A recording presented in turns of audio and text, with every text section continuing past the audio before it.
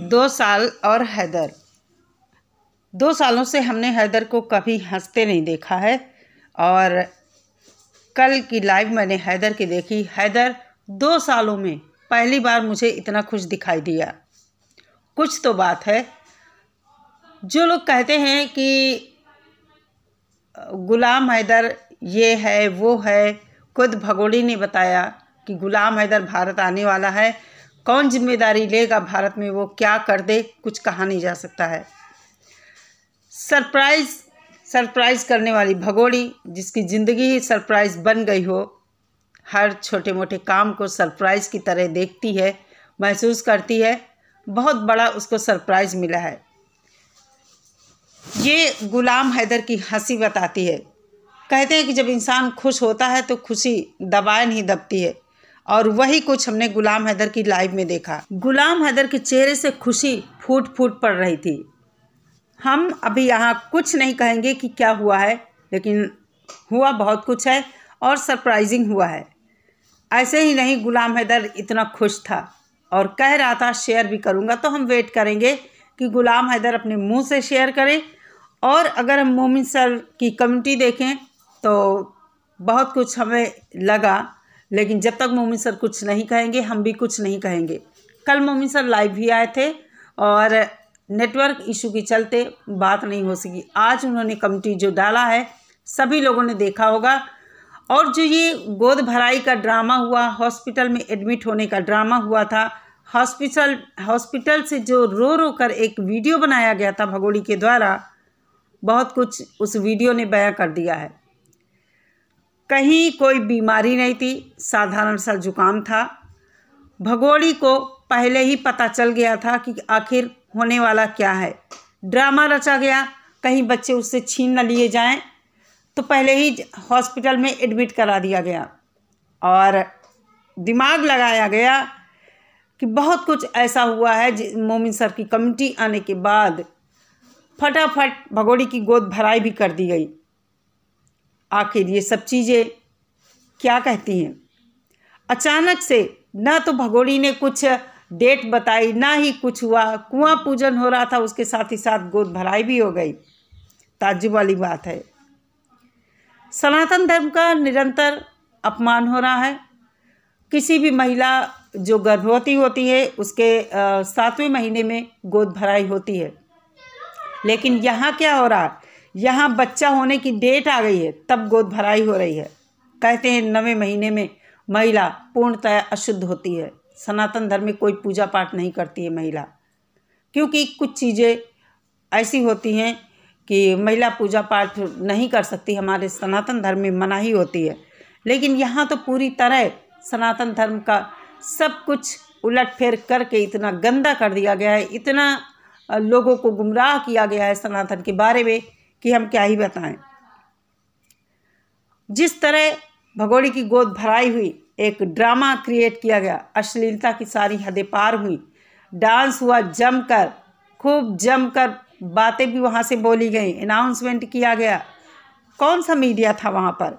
क्या किसी को वहाँ मीडिया दिखा? नेशनल मीडिया दिखा या कोई ऐसा न्यूज़ चैनल दिखा कि जिस पर हम भरोसा कर सके, जिसकी बात पर? वही पुराने वाले खरीदी मीडिया, और जो खासकर इनका बहुत ही चहेता मीडिया वाला है वो भी मौजूद था वहाँ पर। भगोड़ी ने बताया कि उसने कभी नहीं देखा ऐसा होते हुए, देखेगी कैसे?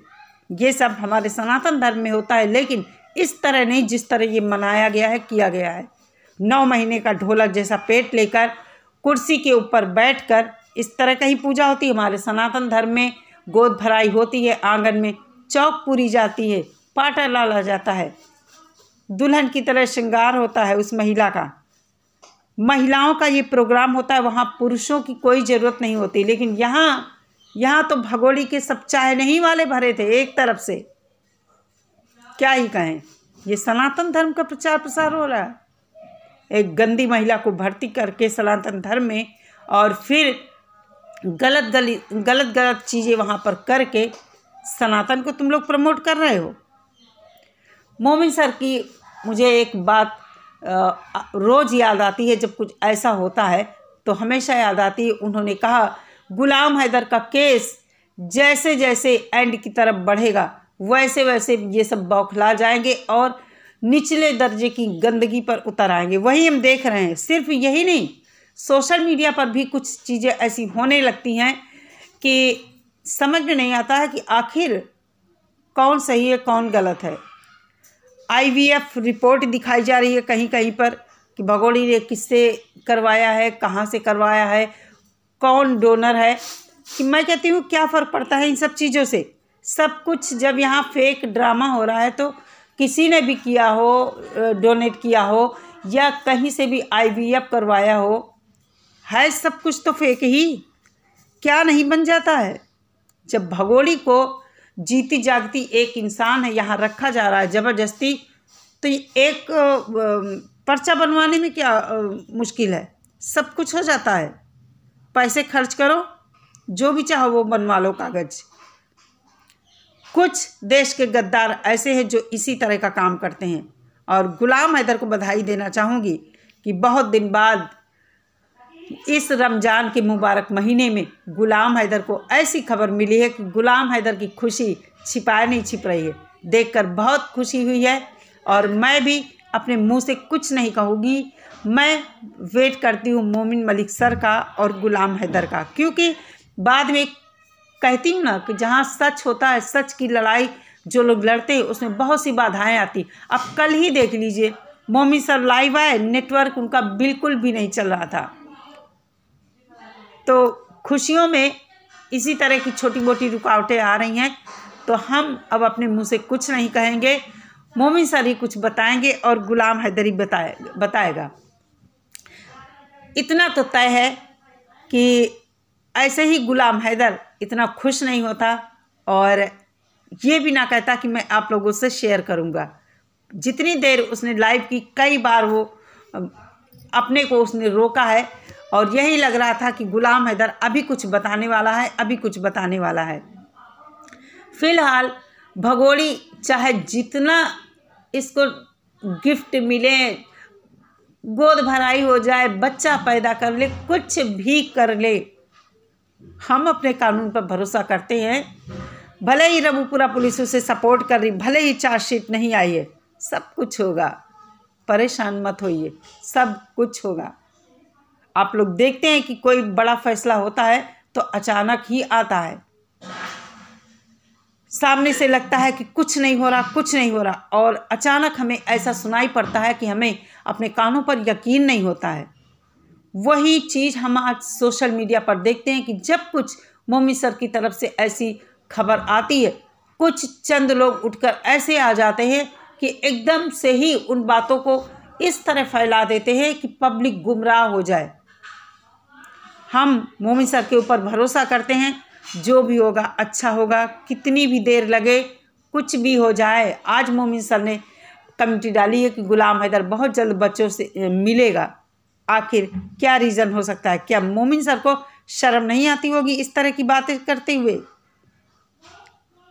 लेकिन क्या करें, हमारे ही देश के लोग मोमिन सर को किस तरह गिराने में जुटे। फिर से एक बार लोग उठकर खड़े हो गए हैं गाली गलौज पर। यहाँ तक कि मैंने ये भी सुना है कि उन लोगों का कहना है कि मोमिन सर ने उनके पास फ़ोन किया है, धमकी दिया है।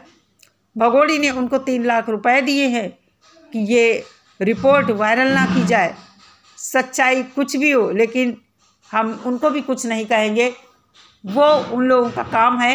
लेकिन हमारा काम है सच बताना, क्या हो सकता है क्या नहीं हो सकता है।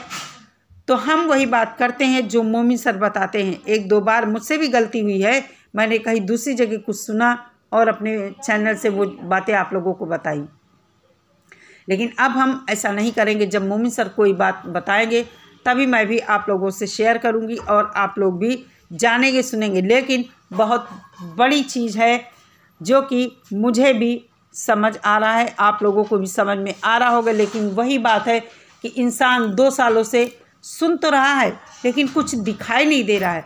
तो इतनी जल्दी भरोसा करना मुश्किल हो गया है लोगों का। मगर हम अगर हैदर की बात करें तो हैदर के चेहरे की खुशी देखकर उसके अंदर से खुशी फूट पड़ रही थी। ये लग रहा था गुलाम हैदर अब बताएगा, अब बताएगा, लेकिन उसको भी रोका गया है। जैसा कि मोमिन सर ने कहा था एक बार कि हम गुलाम हैदर के वीज़े की बात किसी को नहीं बताएंगे, कुछ भी हो सकता है। तो आप लोग गेस करिए जब तक मोमिन सर कुछ नहीं बताते हैं। और गुलाम हैदर को बधाइयाँ दीजिए, रमज़ान का मुबारक महीना है, सभी को बधाई हो और हैदर को भी बधाई हो, भगोड़ी को भी बधाई हो जो भगोड़ी को सरप्राइज़ मिला है। चलिए दोस्तों, कमेंट करके मुझे अपनी राय ज़रूर बताया करिए। वीडियो अच्छा लगा करे तो लाइक और शेयर ज़रूर किया कीजिए। चैनल पर पहली बार आते हैं तो चैनल को सब्सक्राइब किए बिना मत जाया करिए। मिलती हूँ नेक्स्ट वीडियो के साथ, तब तक सभी लोग अपना बहुत सारा ख्याल रखिए। नमस्कार।